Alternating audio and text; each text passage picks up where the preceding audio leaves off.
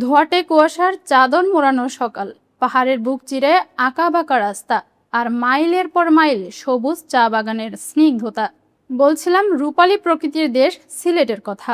যান্ত্রিক জীবনের ব্যস্ততা ভুলে প্রশান্তির খোঁজে প্রতি বছর লাখো পর্যটক ছুটে আসেন চায়ের দেশের এই স্বপ্নভূমিতে। প্রকৃতিপ্রেমীদের কাছে সিলেট যেন এক উন্মুক্ত ক্যানভাস।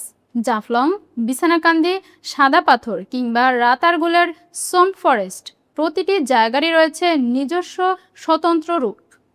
বিশেষ করে বর্ষা মৌসুমে পাহাড়ি ঝর্ণার গর্জন আর লালাখালের নীল জলরাশি পর্যটকদের আকর্ষণের কেন্দ্রবিন্দুতে পরিণত হয়।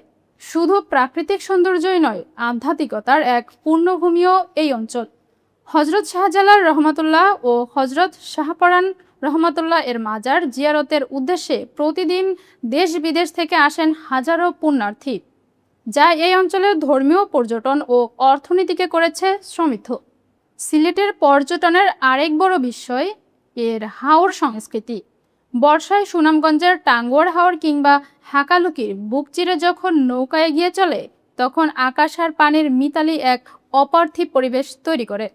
সেই সাথে সিলেটের ঐতিহ্যবাহী লোকসংস্কৃতি, সাতকরার আমেজ আর এখনকার মানুষের দারুণ আতিথেয়তা পর্যটকদের দেয় এক পূর্ণাঙ্গ ভ্রমণের অভিজ্ঞতা।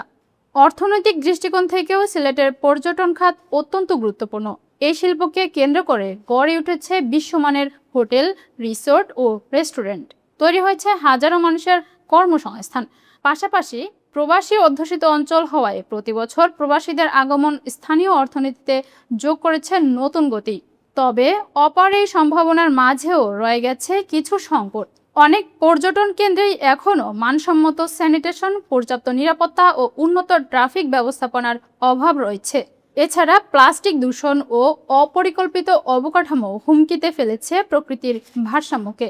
সংশ্লিষ্টদের মতে যোগাযোগ ব্যবস্থার আরও আধুনিকায়ন, পরিবেশ বান্ধব পর্যটন নীতি এবং ডিজিটাল প্রচারণার মাধ্যমে সিলেটকে আন্তর্জাতিক মানের পর্যটন হাব হিসেবে গড়ে তোলা সম্ভব।